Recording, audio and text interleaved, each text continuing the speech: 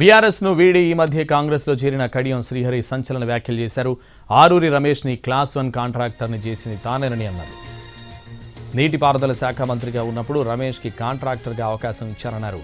నేను పెంచిన ఆరూరే నాకు వెన్నుపోటు పొడుస్తున్నాడని వ్యాఖ్యానించారు కడియం. డబ్బులు తీసుకున్నారని ఆరూరి ప్రచారం చేస్తున్నారని, ఈ ఆరోపణను రుజువు చేస్తే పోటీ నుంచి తప్పుకుంటామని సవాల్ విసిరారు కడియం శ్రీహరి.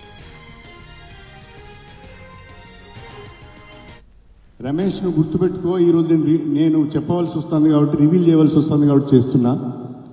నేను మంత్రిగా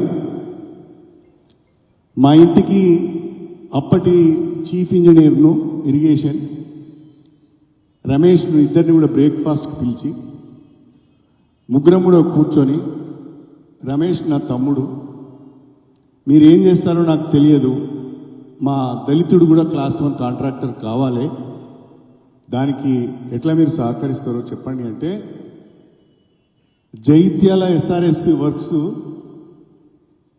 ఆయన వేరే వాళ్ళ పేరు మీద ఉంటే అవి టర్మినేట్ చేసి రమేష్ ద్వారా చేయించి ఆయనను క్లాస్ 1 కాంట్రాక్టర్గా నేను ఇరిగేషన్ మినిస్టర్ ఉన్నప్పుడు చేశాను. ప్రజలకు నీ మీద, నీ వ్యవహార శైలి పైన, మండలానికి ఒక గెస్ట్ హౌస్ కట్టుకొని నువ్వు వ్యవహరించిన తీరు పైన, ఓఆర్ఆర్ అలైన్మెంట్ చుట్టూ నువ్వు చేసిన భూ కబ్జాలను చూసి భయపడిపోయి నిన్ను ఊళ్ళో కూడా రానియలేదు కదా. నా ద్వారా ఎదిగిన